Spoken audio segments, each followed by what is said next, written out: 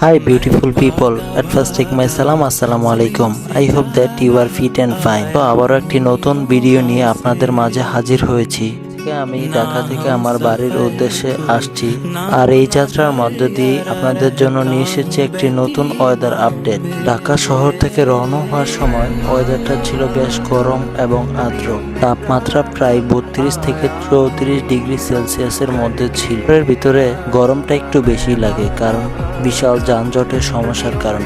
কিন্তু যখন আমি ঢাকা শহর থেকে একটু দূরে আসছি, আবহাওয়ার পরিবর্তনটা আসলে চোখে পড়ার মতো, কারণ চারপাশে অনেক সবুজ পরিবেশ এবং খোলা বাতাস, কারণে মনে হচ্ছে গরমটা তুলনামূলক কমেছে। এই মুহূর্তে আকাশে হালকা মেঘ দেখা যাচ্ছে এবং বাতাসটাও বেশ ঠান্ডা লাগছে। মনে হচ্ছে বিকালের দিকে হালকা বৃষ্টি হতে পারে, যা আবহাওয়াকে আরো সুন্দর করে তুলবে। বা শহরের বাইরে এই সময়ের আবহাওয়াটা বেশ আরামদায়ক থাকে, বিশেষ করে সন্ধ্যার পর তাপমাত্রা কমে গিয়ে 26 থেকে 28 ডিগ্রি সেলসিয়াসের মধ্যে চলে আসে। ভিডিওর মধ্যে আজকের ওয়েদার আপডেট জানানোর চেষ্টা করেছি, এই সুন্দর রাস্তাটি তুলে ধরার চেষ্টা করেছি, তার সাথে এই সুন্দর আকাশ এবং চারপাশের পরিবেশটা কি চমৎকার ছিল।